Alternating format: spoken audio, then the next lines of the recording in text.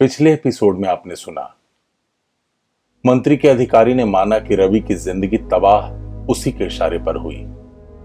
लेकिन रवि हैरी और प्रकाश को बताता है कि सारी प्लानिंग उसने की थी। अधिकारी का पैसा लेते और बातचीत का वीडियो सामने आने पर उसे सस्पेंड कर दिया गया।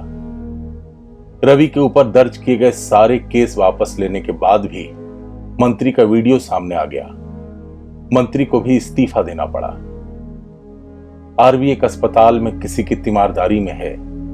पेशेंट को देखकर डॉक्टर कहते हैं अब भगवान ही बचा सकता है। अब आगे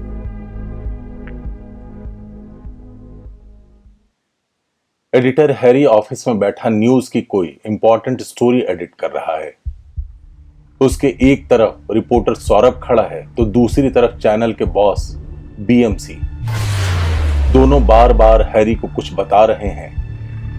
हैरी उनके हिसाब से एडिटिंग करने में जुटा है। गार्ड शुक्ला एक अपार्टमेंट के गेट पर खड़ा है। आते जाते लोगों को सलाम ठोक रहा है और मुस्कुराकर बिहारी स्टाइल में जवाब दे रहा है। तभी अपार्टमेंट के सेक्रेटरी शर्मा आता है। वो शुक्ला को कुछ पूछता है और फिर डांटने लगता है। शुक्ला चुपचाप सिर झुकाए सारी बातें सुनता है। जब शर्मा जाने लगता है तो शुक्ला उससे मिन्नतें करता है और नौकरी से ना निकालने की गुजारिश करता है। मोहल्ला छाप पार्टी के नेता और भाईजी प्रकाश चुनाव प्रचार में जुटे हैं। दिल्ली में चुनाव है और प्रकाश चुनाव में मंडावली क्षेत्र से अपनी उम्मीदवारी पेश कर रहा है। प्रकाश की रैली में जनता की भारी भीड़ है। बीच बीच में प्रकाश भैया के नारे बुलंद हो रहे हैं। देश में तेजी से फैलती महामारी कोरोना और उससे बढ़ती मौत की संख्या को लेकर सरकार चिंतित है। मंत्री जी अपने सबसे बड़े अधिकारी के साथ मीटिंग कर रहे हैं। मीटिंग में दिल्ली के पुलिस कमिश्नर भी हैं, साथ में डीसीपी सक्सेना भी। सक्सेना पुलिस कमिश्नर को असिस्ट कर रहे हैं। शिवानी और रोजी दोनों पहाड़ की ऊंचाई से नीचे की तरफ कुछ देख रहे हैं। पता नहीं रोजी के दिमाग में क्या आया, उसने मौका देखा, शिवानी को धक्का दे दिया। शिवानी बहुत तेजी से पहाड़ की चोटी से नीचे गिर रही है। शिवानी को नीचे गिरते देख रोजी चीखने लगी। जोर जोर से शिवानी शिवानी चिल्लाने लगी। अचानक रोजी की नींद टूटती है। वो अस्पताल के कमरे में सोफे पर बैठी है। बैठे बैठे उसकी आंख लग गई थी। एकदम से उठती है, बाथरूम जाती है, आंखों पर पानी मारती है। बाहर आती है तो घड़ी पर नजर जाती है। रात के 10 बज रहे हैं। रोजी कमरे से बाहर निकलकर आती है। सामने वार्ड काउंटर पर बैठी नर्स को कहती है, बाहर बेंच पर बैठी हूं, कोई जरूरत हो तो बुला लीजिएगा। गेट के ठीक सामने अस्पताल के कंपाउंड में ही एक बेंच पर रोजी बैठ गई। बाहर आकर रोजी लंबी सांसें लेती है। हिमाचल के किन्नौर के इस अस्पताल के बाहर से नजारा ऐसा दिखता है मानो इस कलयुग में भी जन्नत अपना दायरा बढ़ा रहा है। पहाड़ों पर दिन में लटकी बदरी रात में धीरे धीरे मन पर छाने लगती है। कई बार रात में पहाड़ अपने लगने लगते हैं। कहीं कहीं जलती रोशनी देखकर लगता है मानो रह रहकर दिल में दिए जलते हों, और जब रोशनी से आंखें हटाओ तो लगता है अब भी कितना अंधेरा है जिंदगी में। वैसे जब मन अच्छा होता है तभी ये नजारे भी अच्छे लगते हैं। अब भी शिवानी वाला सपना और वो चीख करंट की चिंगारी की तरह रोजी से टकरा रही है।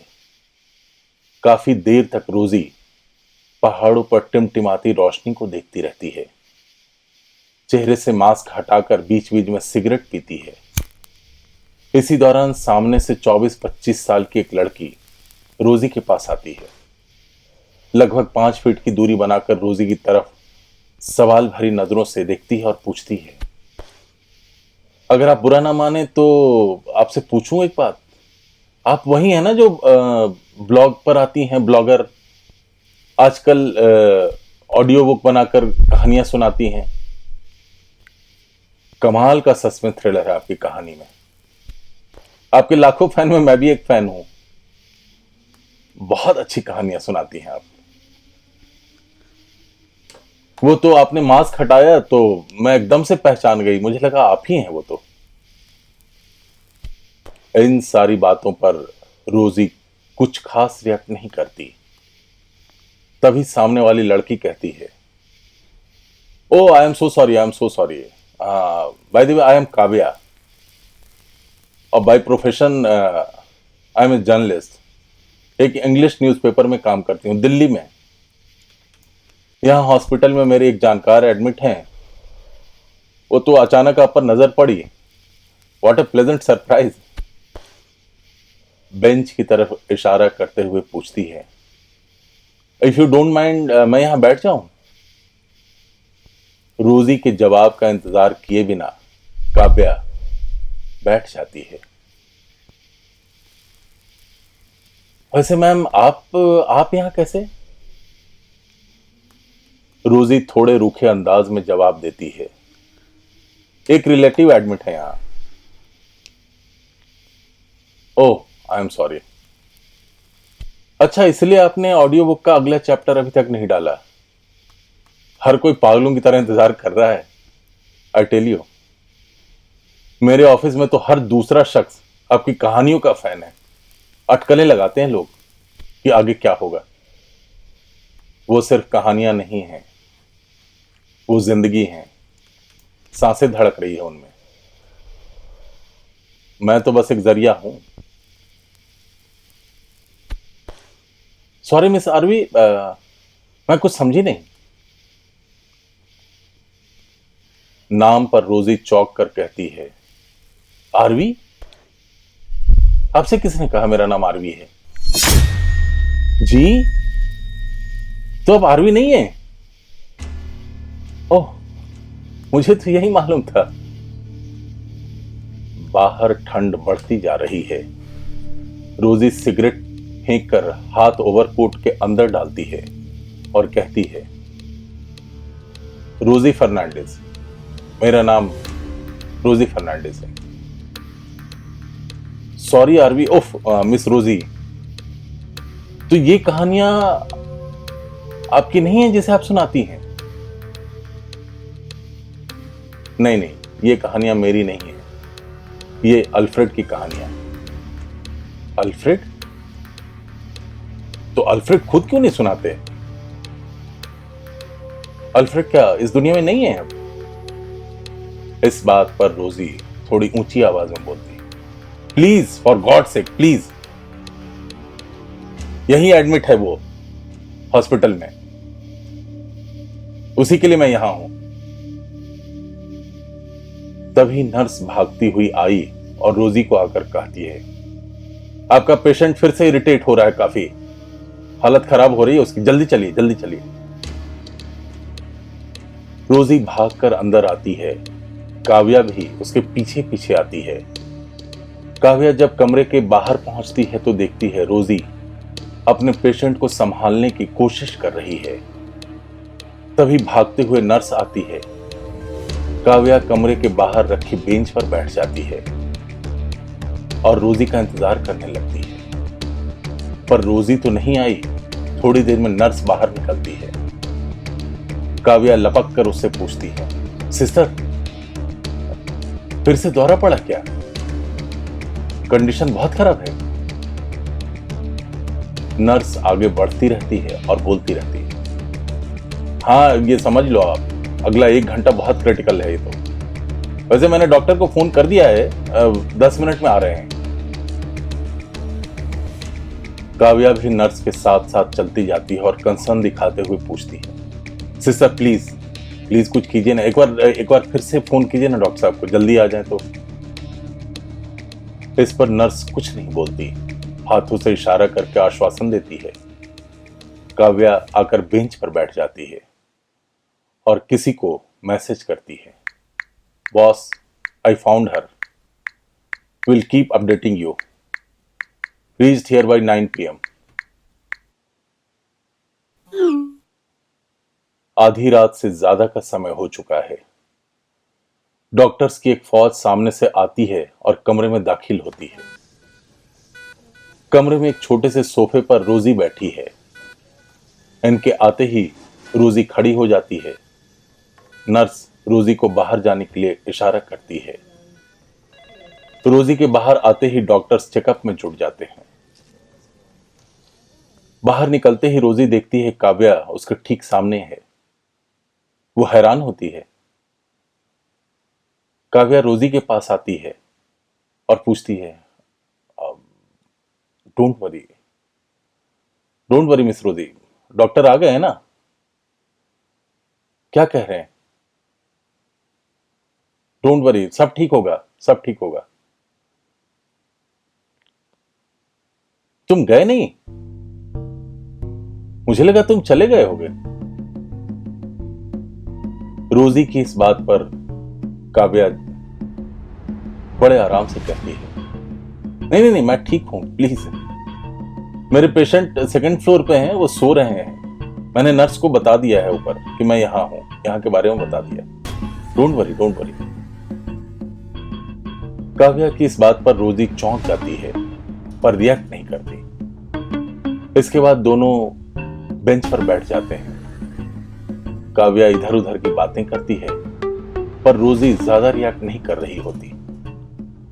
तभी चेकअप करके डॉक्टर्स बाहर निकलते हैं और उनमें से सबसे सीनियर डॉक्टर ने रोजी को कहा, miss Rosie, just pray to God, sir please. इतना कहते ही रोजी हाथ जोड़ लेती है और रुआंसी हो जाती है। डॉक्टर उसको चुप रहने को कहते हैं। काव्या कंधे पर हाथ रखती है।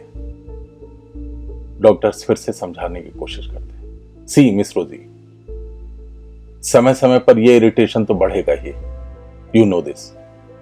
स्किज़ोफ्रेनिया का ये एग्रीवेटेड फॉर्म है, यू नो ना। इसमें हेलुसिनेशन, डिल्यूजन, डिसऑर्गेनाइज्ड थिंकिंग सब एकदम पीक पर चला जाता है। और ऊपर से PTSD, पोस्ट ट्रॉमेटिक सिंड्रोम। जब ये सब एक साथ अटैक करता है ना तो अल्फ्रेड की हालत खराब होने लगती है। इसी वजह से वो अजीबोगरीब बातें करने लगते हैं, अजीबोगरीब हरकतें करने लगते हैं। कोई नहीं बता सकता अल्फ्रेड किस समय किस तरह बिहेव करेंगे, क्या करेंगे, किसी को नहीं मालूम रोजी। बस हमारा कंसर्न एक ही है, हमें एक ही चीज का डर लगा रहता है कि अस्थमा का अटैक ना आ जाए उनको। इस बात पर रोजी बोलती है, पर सर अभी तो नहीं आया ना। नहीं नहीं नहीं, देखिए हमने दवाई दे दी है, उनको नींद आ जाएगी। एक अच्छी बात यह है अल्फ्रेड के साथ कि उनकी बॉडी जो है वो अच्छा रिस्पॉन्ड कर रही है, but still case is little critical, understand please. और मैं आपको यह भी कहूं कि अगले कुछ घंटे ना बहुत क्रूशियल है, सो बी केयरफुल, कुछ भी हो सकता है, जस्ट प्रे टू गॉड। इतना कहकर डॉक्टर्स चले जाते हैं। रोजी कमरे में आ जाती है। रोजी के साथ काव्या भी कमरे में आ जाती है। रोजी बेड के पास आकर खड़ी होती है, अल्फ्रेड के माथे पर हाथ फेरती है। काव्या पीछे से चुपचाप खड़ी होकर देखती है। फिर रोजी खुद सोफे पर आकर बैठती है और काव्या को भी बैठने के लिए इशारा करती है। काव्या आकर बैठती है और धीरे से पूछती है, लगता है अल्फ्रेड काफी दिनों से एडमिट है यहां। हाँ, 3 महीने से ज्यादा हो गए, 3 महीने से ज्यादा। जब मैंने ब्लॉग पर पहला ऑडियो चैप्टर डाला था उसी समय से। ओह, मिस रोजी, आप बता रही थी जो कहानियां आप सुनाती हैं वो इनकी हैं? तो क्या ये कहानियां अल्फ्रेड ने आपको बीमारी से पहले सुनाई थी सारी? तो तुम मेरा इंटरव्यू लेना शुरू कर रही हो हैं? नहीं नहीं नहीं, आई एम सॉरी, नहीं नहीं, मेरा मतलब ये नहीं है। असल में मैं जर्नलिस्ट हूं तो ऐसा जर्नलिज्म ऐसा बैठा है ना अंदर की सवाल अपने आप सवाल निकलने लगते हैं। क्या कहूं? अगर आपको खराब लग रहा है तो मैं नहीं पूछूंगी। नहीं नहीं नहीं, कोई बात नहीं, मैं समझती हूँ जर्नलिज्म को। वैसे भी अब नींद कहाँ आने वाली है। अभी सुना ना डॉक्टर ने क्या कहा? असल में अल्फ्रेड होश में आते ही ना अजीबोगरीब बात करने लगता है, अजीबोगरीब हरकतें करने लगता है, हादसे के बारे में सोचता है। बस इसी दौरान वो कहानियां बोलने लगता है, वो कुछ सुनाने लगता है। और मैं बताऊं, आई एम टेलिंग यू, बिल्कुल प्रोफेशनल स्टोरी टेलर की तरह कहानियां सुनाता है। अल्फ्रेड की कहानियों के सारे कैरेक्टर मौजूद हैं, पर ये सब सच में ऐसा ही हुआ है कि नहीं, ये सिर्फ और सिर्फ अल्फ्रेड बता सकता है।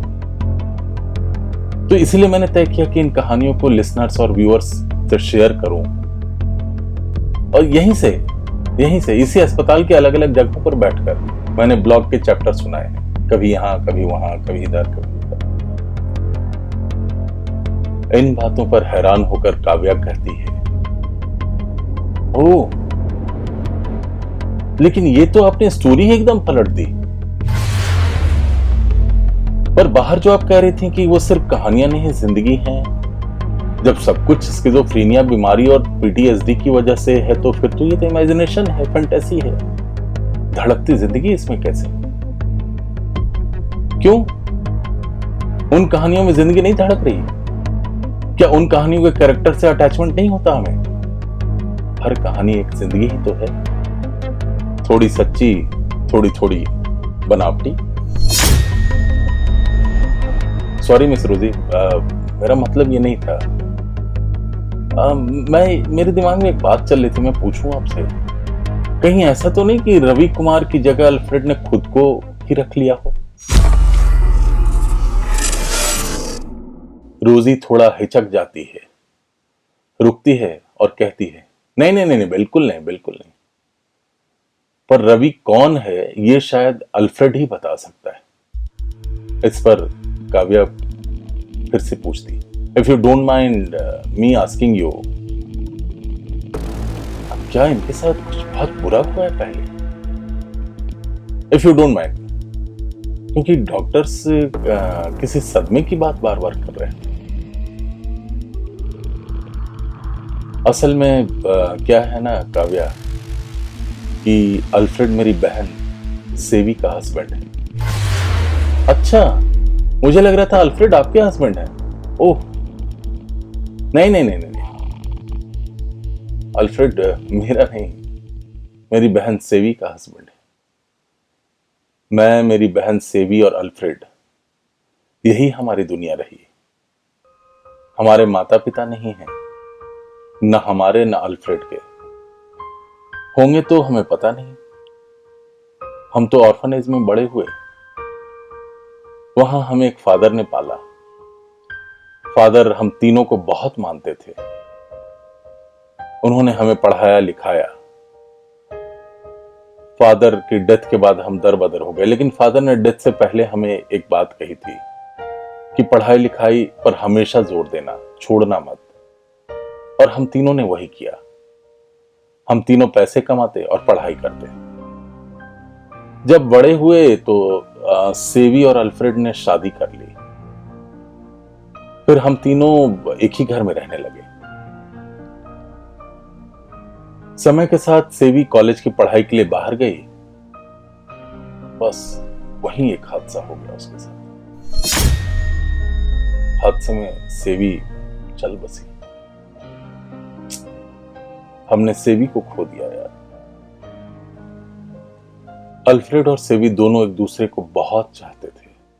मैं क्या बताऊं तुम्हें, मैंने आज तक ऐसा प्यार किसी हस्बैंड वाइफ का नहीं देखा। पागल थे दोनों एक दूसरे के प्यार में। अब पागल थे, बेइंतहा प्यार करते थे। सांस सेवी लेती थी और दिल अल्फ्रेड का धड़कता था। पर क्या कहा जाए, गॉड को मंजूर न था। अनफॉर्चुनेटली सेवी की डेड बॉडी तक हमें नहीं मिली। बस तब से अल्फ्रेड की हालत बिगड़ने लगी।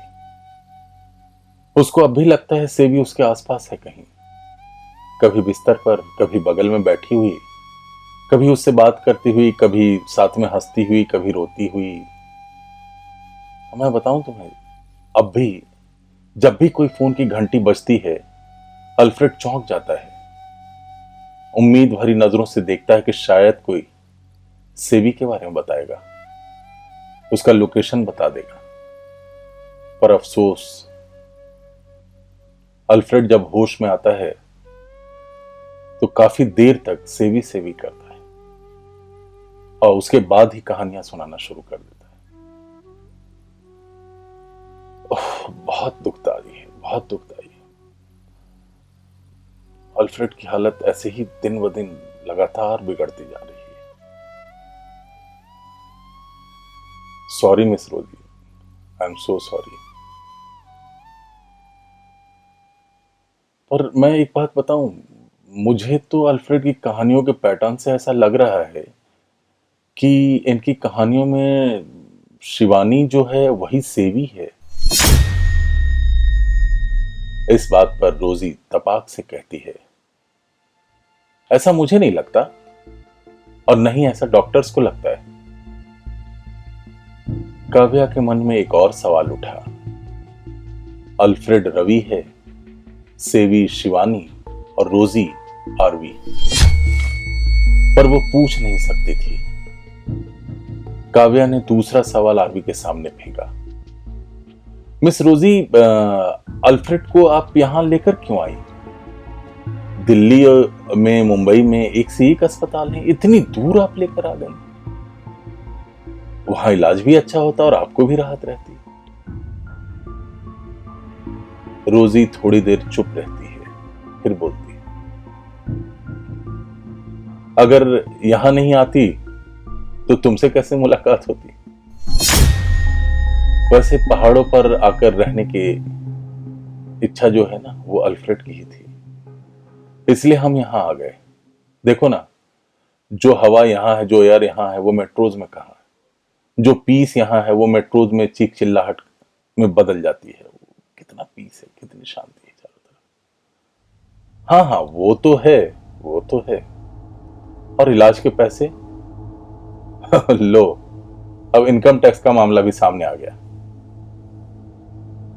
अच्छा तो सुनो, अब तक जो कमाया सब लगा दिया, पैसे तो फिर आ जाएंगे काव्या, अल्फ्रेड दोबारा नहीं मिलेगा। इससे पहले कि काव्या कोई और सवाल करती, उसके फोन पर मैसेज आया। मैसेज खोलकर जब पढ़ा तो रोजी ने भी देख लिया, पर रोजी ने कुछ नहीं कहा। रोजी ने एकदम से अलग सवाल किया और वो काव्या से, अच्छा काव्या, तुम्हारे पेशेंट का क्या हुआ?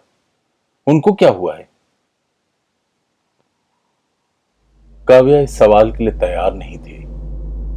जवाब देने में लड़खड़ा गई।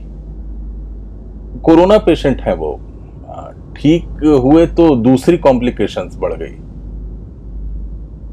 हमारे रिलेटिव रहते हैं ना यहीं किन्नौर में, इसलिए हम यहां आ गए। अच्छा अच्छा अच्छा, तो सेकंड फ्लोर पे किस रूम में है?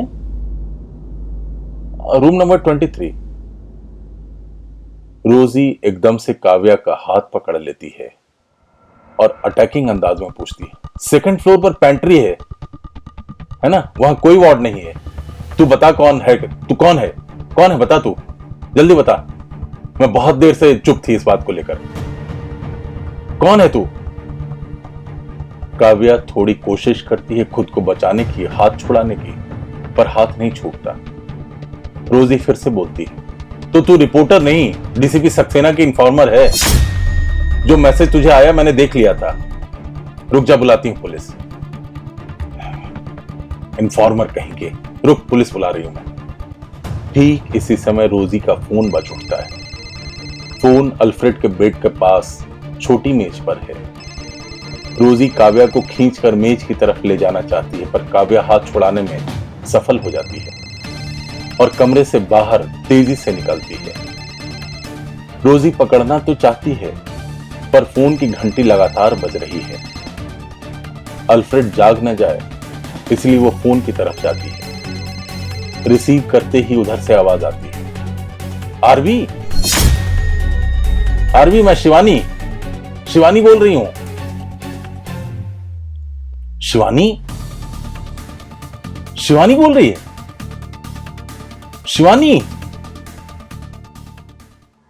शिवानी शब्द कानों में पड़ते ही अल्फ्रेड की बॉडी में सेंसेशन हुआ। उसने आंखें खोली। रोजी अब भी शिवानी कह रही है। इधर अल्फ्रेड उठकर बैठता है, हाथों में लगी आईवी को खुद से ही खींचकर खोल देता है, बिस्तर से नीचे उतरने लगता है। जैसे ही रोजी पलटकर देखती है, उसके मुंह से निकलता है, रवि, ओ रवि, क्या कर रहे हो तुम? अरे क्या कर रहे हो तुम? अल्फ्रेड बोलता है, मुझे कुछ नहीं होगा, ठीक है ना? चलो वीडियो अपलोड करते हैं। चलो वीडियो अपलोड करना है, चलो।